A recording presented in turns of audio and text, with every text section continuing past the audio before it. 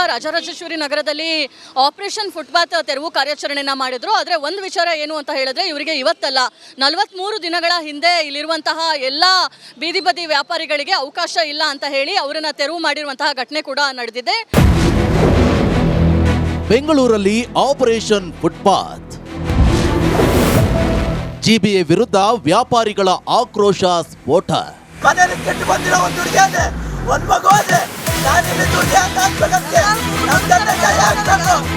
ಬೆಂಗಳೂರಿನಲ್ಲಿ ಜಿಬಿಎ ಅಧಿಕಾರಿಗಳು operation footpath ನಡೆಸುತ್ತಿದ್ದಾರೆ. ಒಪ್ಪತ್ತಿನ ಊಟಕ್ಕೆ ಬೀದಿ ಬದಿ ವ್ಯಾಪಾರ ಮಾಡುತ್ತಿದ್ದ ವ್ಯಾಪಾರಿಗಳು ಅಕ್ಷರಶಃ ಬೀದಿಗೆ ಬಿದ್ದಿದ್ದಾರೆ. ಜಿಬಿಎ ಒತ್ತುವರಿ ತೆರವು ಕಾರ್ಯಾಚರಣೆಗೆ ಅಕ್ಷರಶಃ ತತ್ತರಿಸಿ ಹೋಗಿದ್ದಾರೆ.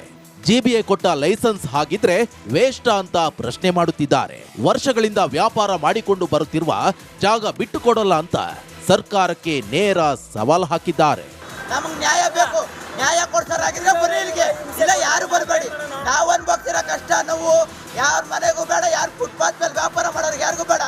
ನಮ್ಮಿಂದ ಪಾದಚಾರಿಗಳಿಗೆ ತೊಂದರೆ ಆಗುತ್ತೆ ಅನ್ನೋದಾದ್ರೆ ವಾಹನಗಳು ಅಡ್ಡಾದಿಡ್ಡಿ ನಿಲ್ಲಿಸಿದ್ದಾರೆ. ಇದಕ್ಕೆ ಯಾವ ಕ್ರಮ, ಕಾನೂನು ಇಲ್ವಾ ಅಂತ ಪ್ರಶ್ನೆ ಮಾಡಿದ್ದಾರೆ. ಏಕಾಏಕಿ ತೆರವು ಮಾಡ್ತಿರೋ ನೀವು ನಮಗೆ ತಿಂಗಳ ಹಿಂದೆಯೇ ಯಾಕೆ ನೋಟಿಸ್ ನೀಡಿಲ್ಲ ಅಂತಿದ್ದಾರೆ. ಏಕಾಏಕಿ ಬಂದ್ಬಿಟ್ಟು ಅವ್ರಿಗೇನು ನೋಟಿಸ್ ಕೊಟ್ಟಿಲ್ಲ, ಇಲ್ಲ ಮತ್ತೊಂದೇನು ಕೊಟ್ಟಿಲ್ಲ, ಮಾಹಿತಿ ಕೊಟ್ಟಿಲ್ಲ. ಏಕಾಏಕಿ ಬಂದರು, ಟ್ರಾಕ್ಟ್ರು JCB ತಂದರು, ತುಂಬ್ಕೊಂಡೋದ್ರು. ಹೀಗಾಗಿ ಫುಟ್ಪಾತಲ್ಲಿ ವ್ಯಾಪಾರ ಮಾಡೋರಿಗೆ ಫುಟ್ಪಾತಲ್ಲಿ ವ್ಯಾಪಾರ ಮಾಡಿದ್ರೆ ಸೀನಿಯರ್ ಸಿಟಿಜನ್ಗೆ ತೊಂದರೆ ಆಗ್ತದೆ. ಅವರು ವರ್ಷಕ್ಕೆ 300 ಜನ ಸಾಯ್ತಾರೆ ಅಂತ ಹೇಳ್ತಾ ಇದ್ರಲ್ವ.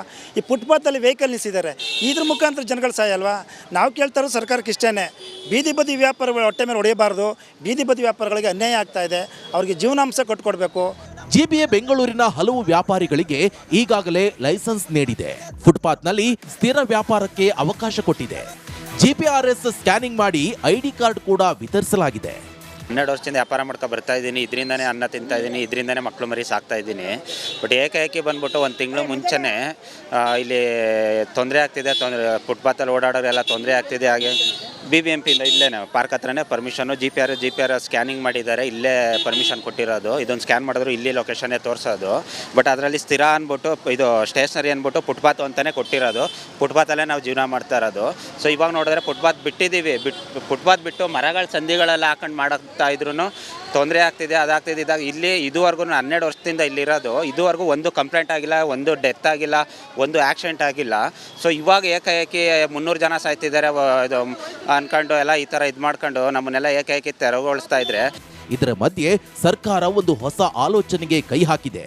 ಬೀದಿ ವ್ಯಾಪಾರಿಗಳ ವ್ಯಾಪಾರಕ್ಕೆ ಹ್ಯಾಕರ್ಸ್ ಪಾತ್ ಅಥವಾ ವೆಂಡರ್ಸ್ ಝೋನ್ ಮಾಡಲು ಆಲೋಚನೆ ಮಾಡಿದೆ.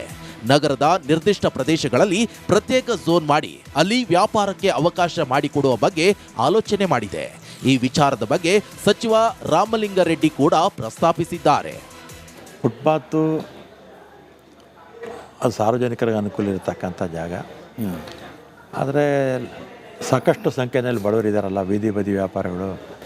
ಅದಕ್ಕೆ ಕೇಂದ್ರ ಸರ್ಕಾರ, ರಾಜ್ಯ ಸರ್ಕಾರ ಅವರಿಗೆಲ್ಲ ನಾವೆಲ್ಲ ಲೋನ್ ಕೊಡ್ತೀವಿ, ನಮ್ಮ ಮ್ಯಾನಿಫೆಸ್ಟೋದಲ್ಲೂ ಕೂಡ ಹಾಕಿದ್ದೀವಿ. ಅವ್ರಿಗೆ ಜಾಗ ಒಂದು ಐಡೆಂಟಿಫೈ ಮಾಡಬೇಕು. ಇದು ಭಾಳ ವರ್ಷ ನಡೀತಾ ಇದೆ, ಆಗ್ತಾ ಇಲ್ಲ.